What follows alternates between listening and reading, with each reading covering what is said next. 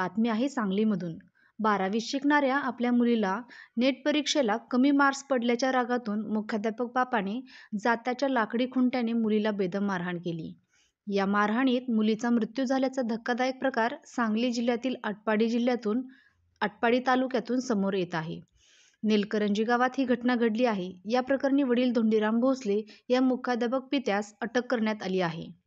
12वीतील चाचणी परीक्षेत कमी गुण पडले कसे, असे म्हणत धोंडीराम भोसले यांनी रागाच्या भरात साधनाला लाकडी खुंट्याने मारहाण केली.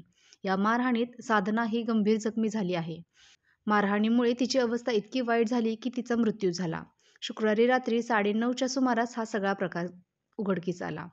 जखमी अवस्थेत टाकून बाप योग्य दिनासाठी निघून गेला. साधना भोसले ही 12वी परीक्षेत शिकत होती. डॉक्टर बनण्याचे तिचे स्वप्न होते. साधना ही आटपाडी येथील विद्यालयात राहत होती. 2 दिवसापूर्वीच ती घरी नेलकरंजी येथे गेली असताना नीट परीक्षेचा निकाल लागल्याचे तिने वडिलांना सांगितले. नीटच्या परीक्षेत कमी गुण मिळाल्यामुळे मुख्याध्यापक असणारे वडील धोंडीराम भोसले यांना कळताच ते प्रचंड संतापले. त्यांनी जात्याच्या लाकडी खुंट्याने रात्री साधनास बेदम मारहाण केली. या प्रकरणात ती गंभीर जखमी झाली होती. परंतु तिला रुग्णालयात उपचारासाठी न नेता दुसऱ्या दिवशी सकाळी योग दिन साजरा करण्यासाठी ते शाळेत निघून गेले. शाळेतून परतल्यानंतर साधना बेशुद्ध अवस्थेतच असल्याचे त्यांना दिसून आले.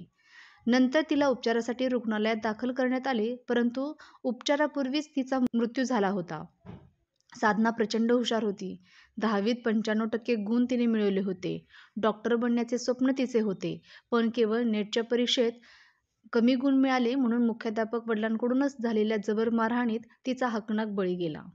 साधनाची आई प्रीती भोसले यांनी पोलीस ठाण्यात फिर्याद दाखल केल्यानंतर रविवारी मुख्याध्यापक वडील धोंडीराम भोसले यास अटक करण्यात आली.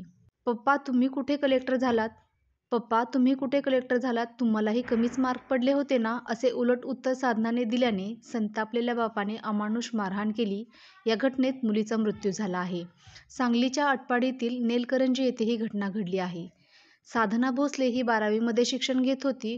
डॉक्टर बनण्याचे तिचे स्वप्न होते, मात्र तिला नेटच्या परीक्षेत कमी मार्क्स मिळाले होते.